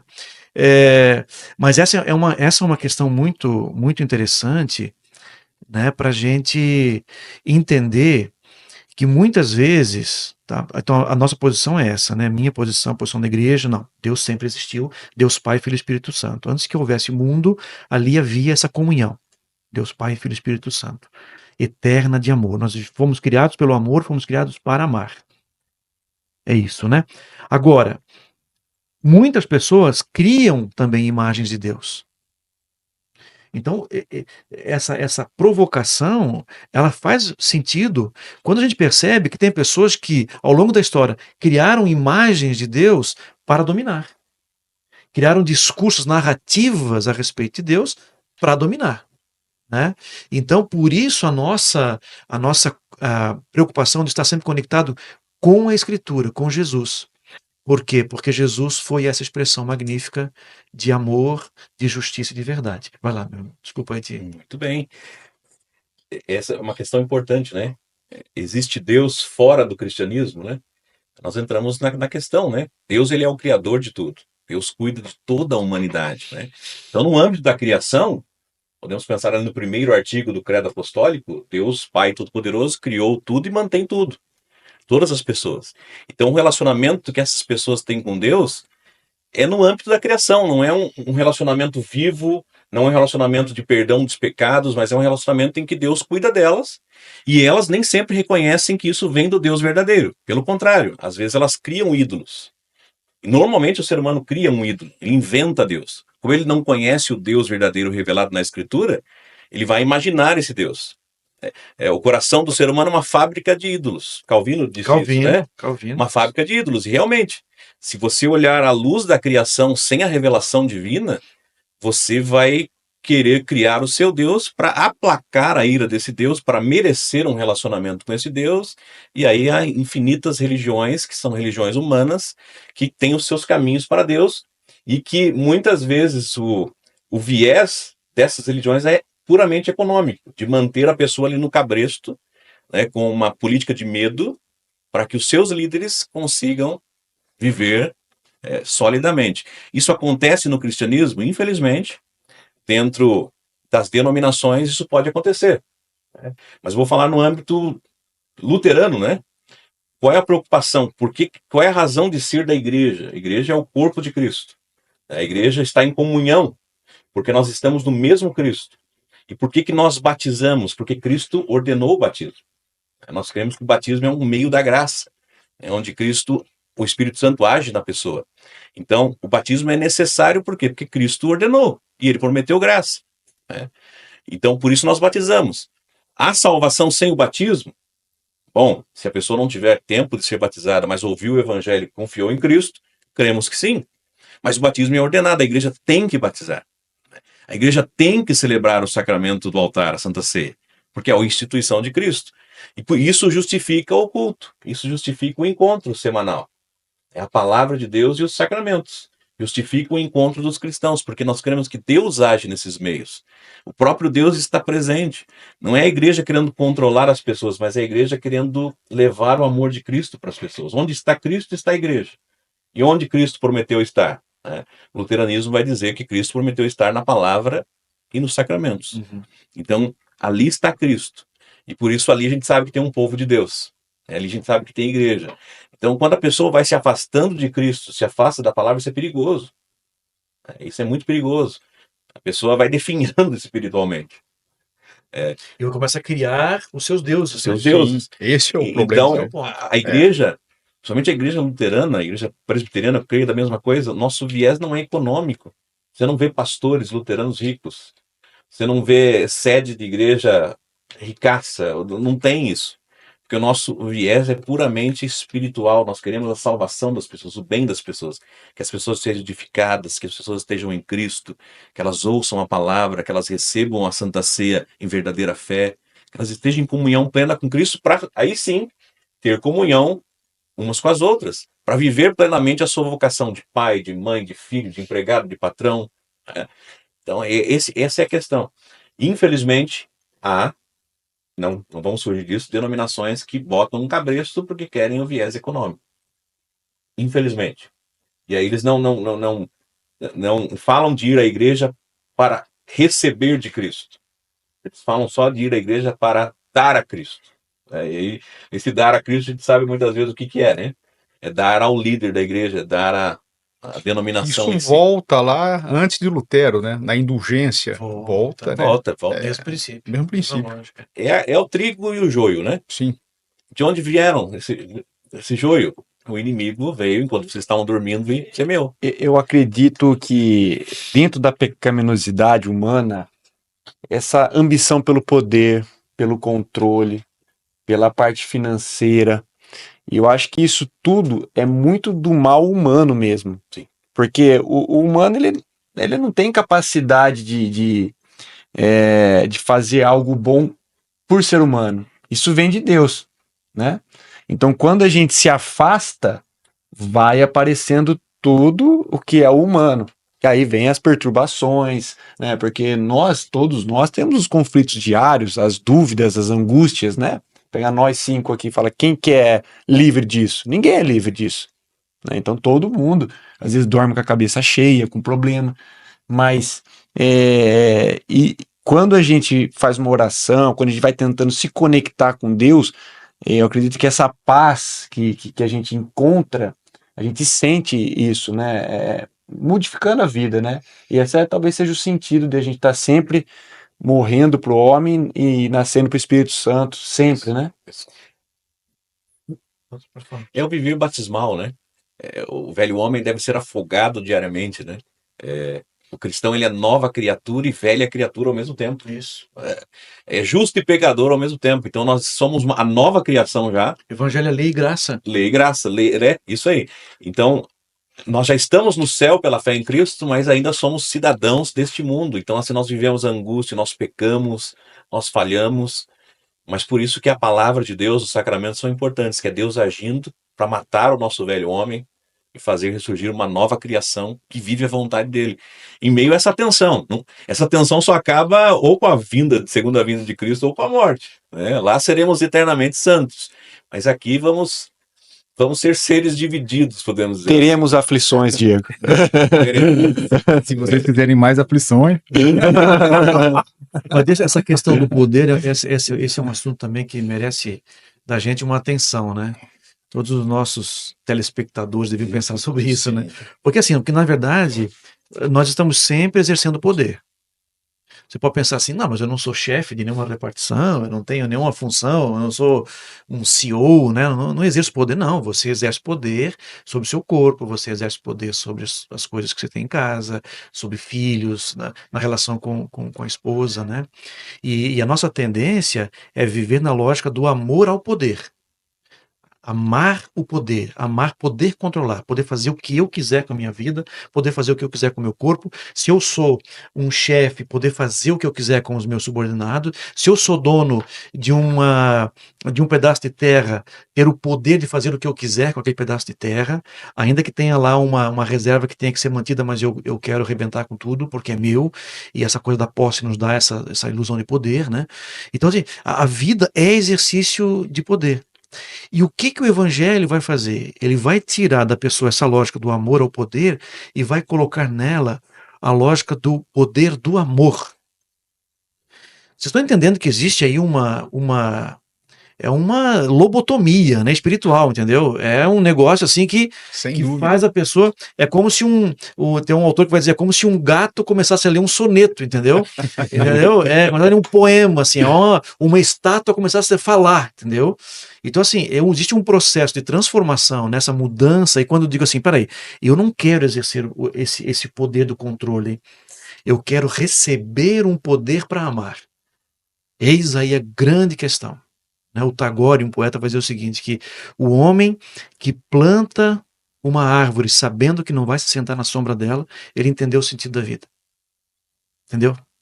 E esse é o poder do amor. É quando você faz um negócio e você não precisa do resultado. Sem esperar nada em troca. Porque o ato em si é a recompensa. Amar traz a recompensa do amar.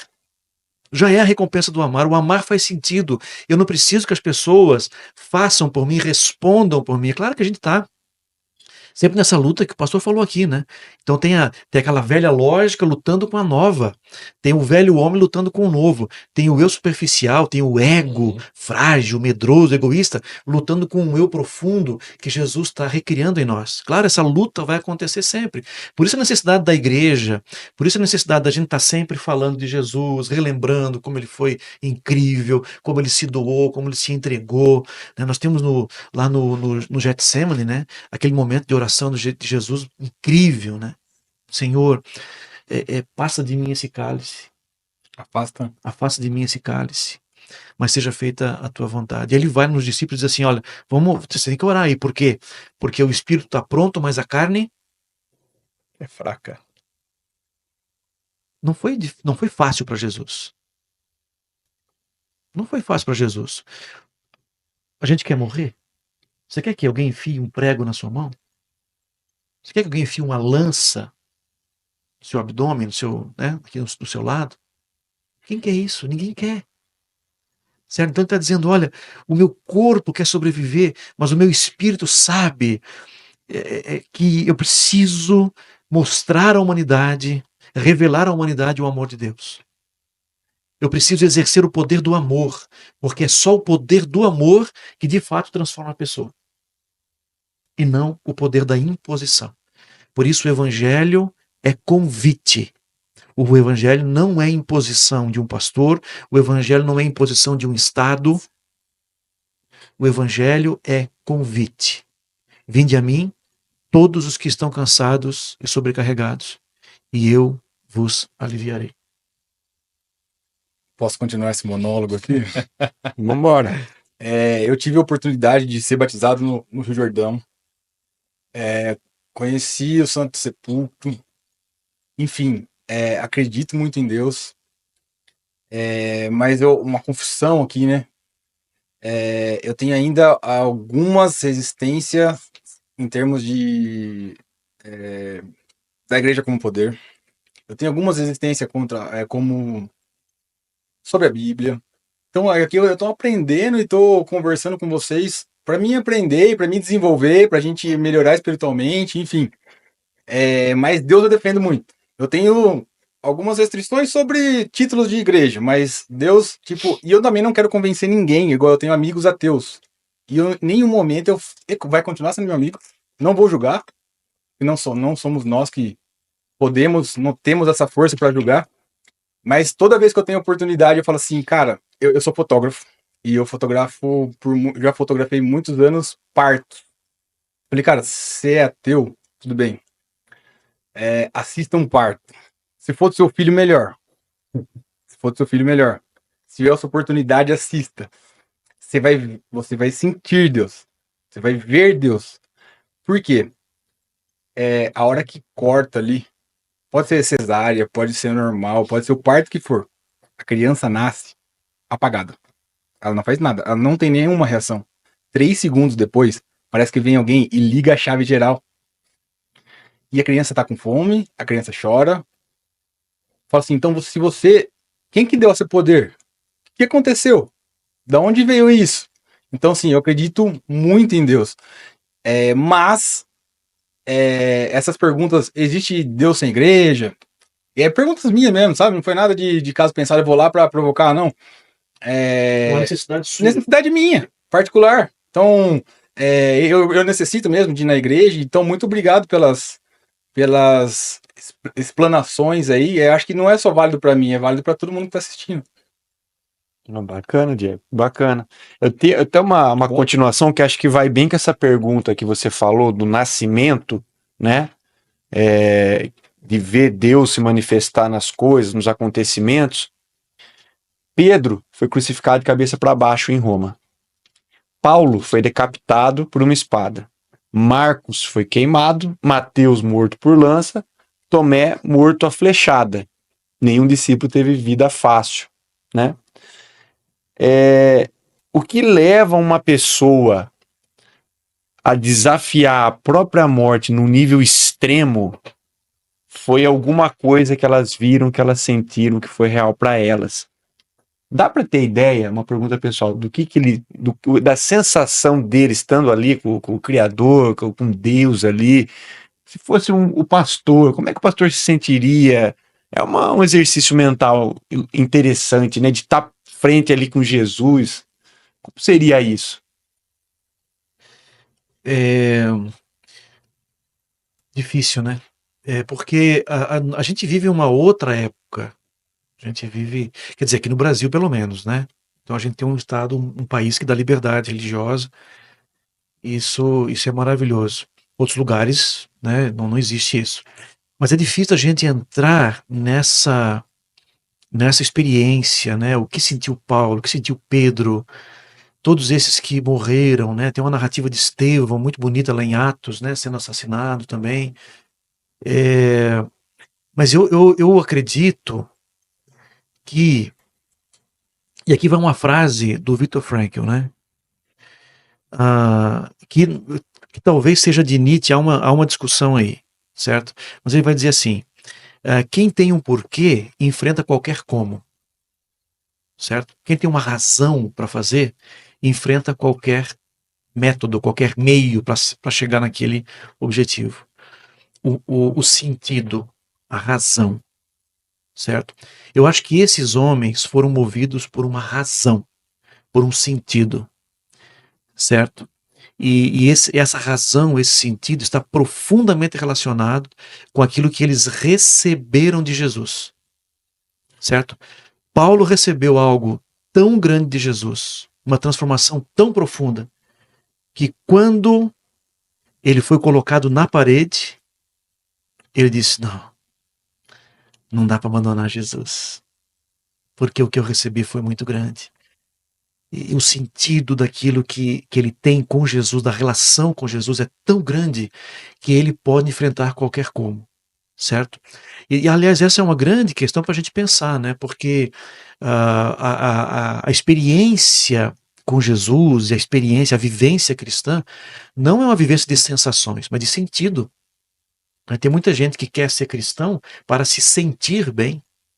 Jesus nunca prometeu isso, que o cristão vai se sentir bem sempre, né? Ele diz: não, no mundo vocês vão ter aflição, mas tem de bom ânimo, porque eu venci.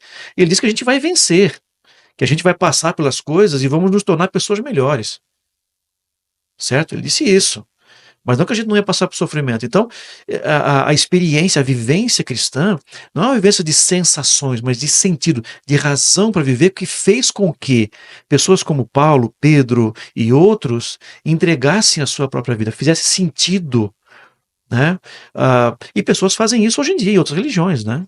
A gente tem religiões radicais aí, nas quais as pessoas, a partir das quais as pessoas entregam a sua própria vida.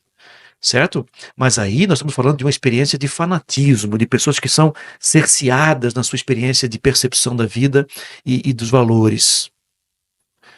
Certo? Agora, quando falamos de uma pessoa se entregar por amor, aí nós estamos falando de um sentido, de uma razão que Jesus produziu no coração desse sujeito. Então, eu imagino essa pessoa pensando assim. Estou sendo extremamente ousado aqui, né? Mas eu imagino pensando assim: não dá para negar Jesus.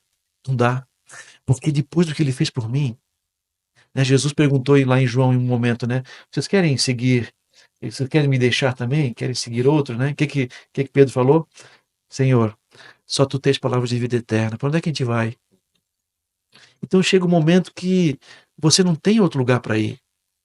Só ficar em Jesus e se aprofundar nele cada vez mais. E permanecer ali, mesmo quando a morte se torna uma ameaça pelo fato de sermos cristãos.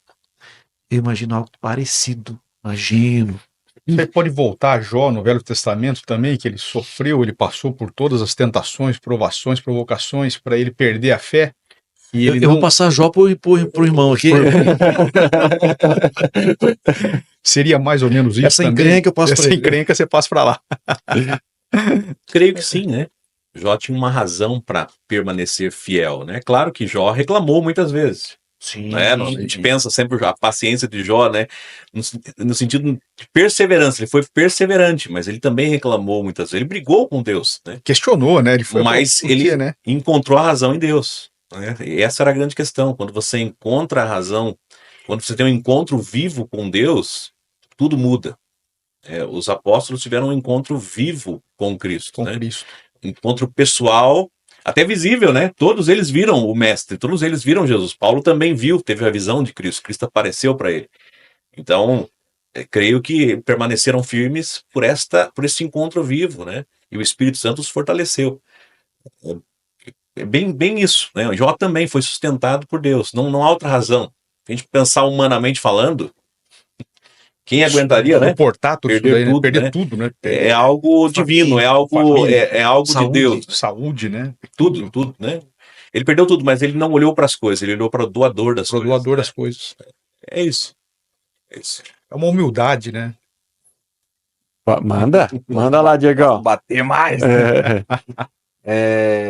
Gostaria de falar com o pastor César agora.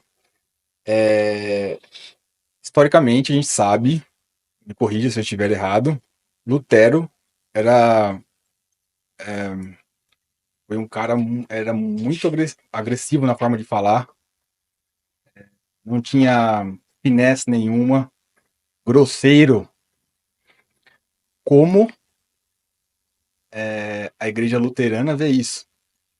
Como eu sigo alguém grosso, alguém, enfim, como vocês, é fato, Lutero era um cara grosso, é mito, por que dar sequência numa pessoa que não era muito o que a Bíblia pregava? Tudo bem. Aí a gente entra num mundo, vamos pensar assim, Jesus, sendo o verdadeiro Deus perfeito, também perdeu a paciência em certos momentos, né? Quando ele entra no templo e vê lá os cambistas, Jesus fica bravo. Né? Sim. É a santa ira, né? Vamos dizer assim. Lutero, ele vivia num contexto em que o que vinha de lá era grosseiro também. Era forte. As acusações eram fortes, né? O que ele viveu, o que ele sentiu, nós não sabemos exatamente. E Lutero era forte nas palavras. Ele usava. Lutero era muito sábio, muito culto. Então ele usava palavras para se referir aos seus adversários. Assim. Mas ele era extremamente amável na sua conduta, na sua vivência. Sabe? Se ele abria a cara. Lutero morreu pobre. Totalmente pobre. A sua esposa falava: Lutero, está recebendo mais gente em casa. Já não tem nada. Então Lutero era amável com as pessoas, mas ele era rude com as palavras quando era necessário. Porque o que vinha de lá precisava de uma resposta séria, positiva. Né? É claro que nós não vamos usar o linguajar de Lutero hoje. Sim. Né? Lutero ele teve muitos erros também quando ele citou pessoas ou grupos. Errou em muitas partes. Né? Os luteranos não seguem Lutero, nós seguimos aquilo que Lutero ensinou da palavra de Deus. Né? Tanto é que o nosso livro base de doutrina é o livro de Concórdia, que são exposições da Escritura, são as confissões luteranas. Né? E aqui nós temos confissões que foram escritas pelos colaboradores de Lutero, não só por ele. Muitas coisas que Lutero disse ou fez, nós não acatamos. É aquilo, Lutero era um ser humano justo e pecador ao mesmo tempo. Mas as ações de Lutero, a fala de Lutero tinha uma razão de ser. Se você olhar as acusações contra Lutero, tudo que vinha, todas as bombas, é uma guerra, né? Sim. Era uma guerra. Literalmente uma guerra. espiritual, mas também carnal, Carnal, né? né? Ele sentia, ele era acusado, ele se tornou um fora da lei, né? Pensa nisso, né? Ele Perseguido, foi né? perseguido. Pô. Acho que dos reformadores, ele foi o último a ser, depois o resto já pegou uma certa liberdade que foi conquistada ali, né? Porque os príncipes ajudaram Lutero e houve uma liberdade para os protestantes. Então Lutero sentiu na pele, né? Era necessário responder à altura. Se tudo que ele disse foi sensato ou não, isso nós sabemos que não. Mas o que ele disse, assim, guiado pelo Espírito Santo, né? Na verdade do Evangelho nós acatamos, né? É assim como nós, se pegar uma fala nossa isolada, ou Meu um momento Deus. de. Não é? Deus me perdoe. Mas Cristo Mas também nós não seguimos Lutero, nós seguimos a Cristo, né? Nós seguimos aquilo que Lutero e os reformadores trouxeram de volta, aquilo que a igreja sempre ensinou, mesmo que uma igreja minoritária, aquilo que veio dos apóstolos, a gente ensina. No final das contas, a reforma foi para falar assim, ó, vamos voltar para a Bíblia, algumas coisas, fontes. vocês têm algumas tradições aí que não estão de acordo, vamos voltar a seguir as escrituras e não realmente dividir para uma igreja nova, né? É só Não, de voltar. maneira nenhuma. Acredito que foi nesse sentido. A gente tá chegando perto do final, e eu acho que para a gente finalizar aqui, nós poderíamos ter um pensamento, né? Foi a mesma pergunta que eu fiz para o Cláudio. Antes de finalizar, vamos lembrar aqui, ó, que do primeiro podcast, o Cláudio, como uma das pessoas da diretoria da PAI, fez uma dinâmica. Quem quiser assistir no primeiro podcast, volta lá, né? Foi bem bacana. E que ele fez uma venda da caneta, né? A gente acabou comprando a caneta e a caneta ficou como doação para a PAI. Então eu gostaria de pedir tanto para a igreja presbiteriana quanto para a luterana fazer uma oferta pela caneta, que a gente vai no 10º episódio, quem teve a maior doação vai fazer a entrega para a PAI, né? Então eu vou pedir depois para os pastores aqui, ó, por enquanto, da primeira doação, Diego Costa, R$ 50, porque foi a dinâmica, né? E na sequência veio eu, Para variar, ele provocou para acontecer isso, né? Então foi. o nosso provocador, o Diego. Eu ofereci 100, o Alex 130, então estamos aqui, ó, o Cláudio, tá? 280 por enquanto, mais a doação das duas igrejas, e no 10º, quem ter a doação maior vai oferecer papai, tá certo? Como eu fiz a pergunta pro Cláudio, eu acho que eu vou repetir essa última pergunta pros pastores, pra gente encerrar de uma forma legal, depois eu vou pedir uma oração, caso quiser fazer junto, cada um separado a oração, pra gente encerrar, beleza? Perfeito. A vida, ela mostra pra gente coisas bonitas, coisas ruins, né?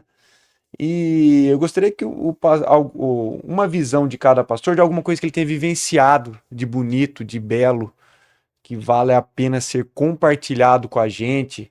Um momento, se falou com Deus, uma expressão, qualquer coisa assim que a gente possa, vocês, olhar para trás da vida agora e falar: esse momento foi um momento sublime da minha vida. Eu entendo que a vida é isso, é o mais importante da vida. É o que eu penso aqui. Eu tive uma vivência ministerial, né?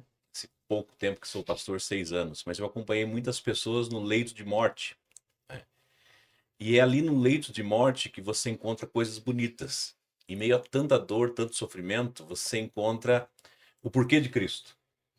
Porquê da ação do Espírito Santo, né? Ali no leito de morte, as pessoas não falam de arrependimentos. Ah, devia ter comprado a casa tal, a casa ou isso ou aquilo. As pessoas querem falar da sua relação com Deus, querem saber da sua relação com Deus. E é ali que a gente vê o porquê da fé cristã. E isso me anima no meu ministério, porque a gente vê que aquilo que a gente faz tem sentido. A gente leva a salvação de Cristo, que tem sentido principalmente neste momento, que é um momento decisivo. Ali as pessoas se apegam a Cristo. O cristão, ele vai ter a gente vê no rosto uma paz que a gente não pode descrever.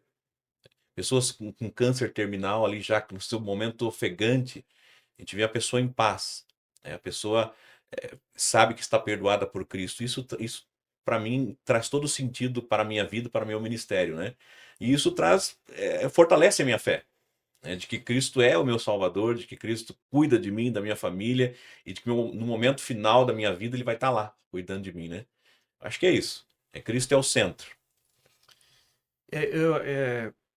O nascimento dos meus filhos realmente foi uma coisa assim que não consigo ter palavras para descrever com clareza tudo que envolve, né, o sentimento da minha esposa, né, naquela circunstância. Realmente uma experiência assim incrível, incrível, né? Quando eu vou conversar com casais, eu falo sempre para eles, olha, não tem como descrever isso, mas quando acontecer, vocês vão entender Não tem. que é um negócio divino mesmo, né? Mas eu vou contar uma experiência que eu tive há pouco tempo, no meu ministério. Eu estava muito cansado.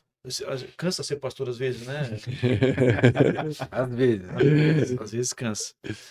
Porque a gente está sempre lidando com muitas pessoas e elas chegam muito quebradas, muito tristes às vezes, né? E a gente tem que gastar ali Uma uma energia. energia, né? A sabedoria, compartilhar aquela dor, às vezes até sofrer junto também, né? E um dia eu estava muito cansado, mas muito cansado e chateado também com algumas situações, desanimado mesmo, né? Com alguma situação da igreja lá. E aí eu falei assim, surgiu muito naturalmente na minha mente, né? Ah, pai, afasta de mim esse cálice, né? Mas surgiu muito naturalmente, foi a minha oração, assim, né? E... Mas aí já veio outra frase, já quase que imediatamente, mas seja feita a tua vontade. Aí eu falei assim, Jesus, mas está pesado, está difícil. Aí como se eu ouvisse uma voz, de fato, dizendo o seguinte, mas para mim foi mais difícil. E eu fui curado do meu cansaço naquele momento e da minha amargura, naquele exato momento. Eu fui curado. Eu entendi que eu entrei na oração de Jesus. Eu comecei a orar com Jesus. Não imitando Jesus, mas com Jesus. E a oração com Jesus na aflição me conectou à dor de Jesus por mim e ao amor dele por mim. Então, assim, essa é uma grande mensagem do Evangelho. Não existe mais lugar de dor onde Deus não esteja. Não existe mais lugar de maldição onde Deus não esteja. É uma pena que as pessoas não acreditem nisso, muitas vezes. Que uma boa parte delas não acredite nisso. Mas se nesse momento de dor você disser está pesado, ele vai dizer, mas eu estou contigo. Vamos em frente. Não abandona, né? Ué, vamos fazer Maravilha. uma oração de encerramento? Pode ser? Vocês dividem a oração, um começa e termina, um faz inteira, eu não sei agora. Não sei. Vamos dividir, né? Vamos, pode ser. Eu posso começar? Claro, claro. Em nome do Pai, e do Filho, e do Espírito Santo. Amém. Querido Deus e Pai, nós te agradecemos, nós te bendizemos pelo teu amor, pela tua graça, pela tua misericórdia em Cristo Jesus sobre nós e para nós. Te agradecemos por esta noite, por este bate-papo, por podermos falar da tua igreja, da fé em Cristo, da salvação somente em Cristo. Obrigado, Senhor, por este compartilhamento. Que este compartilhamento do Evangelho possa chegar ao coração das pessoas pelo poder do teu Espírito Santo, que muitas pessoas que estejam afastadas da fé possam retornar, que pessoas que estejam em dúvidas possam ter clareza, que teu Espírito Santo ilumine a cada um, para que o teu Evangelho chegue de fato ao coração, para que seja o centro, entender que Jesus é o único caminho, a única verdade, a única vida. Abençoa, Senhor, este projeto maravilhoso, este podcast, o Café Mindset, todos os apresentadores, as famílias, todos que estão envolvidos, para que este projeto continue levando conhecimento, levando sabedoria e levando palavra de fé para as pessoas. Obrigado, Senhor, por esta noite, por esta convivência, em nome de Jesus. Amém. Amém. Obrigado, Deus Pai, Filho e Espírito Santo, por essa iniciativa belíssima, especial desses amigos, desses irmãos que estão aqui preocupados com questões que realmente nos ajudam a entender a vida e a entender a importância de Jesus para todos aqueles que estão sofrendo e que precisam de ajuda, e também talvez aqueles que estejam no conforto e que já estejam anestesiados para a necessidade espiritual de encontrar sentido para a sua vida. abençoa esse trabalho, que ele seja frutífero, que ele possa realmente, de fato, contribuir para ajudar as pessoas a encontrarem um sentido para a sua jornada, para a sua caminhada. Nós oramos em nome de Jesus. Amém. Amém. Então ficamos por aqui, encerramos mais um podcast. Agradeço a participação de todos, Obrigado. Alex, Diego, Josué, César. E até a próxima, né? Até a próxima. Muito Valeu, Obrigado. gente. Muito obrigado. Tchau, tchau. Obrigado. Tchau, tchau. Muito Muito bem, você tentou, foi especial. Obrigado.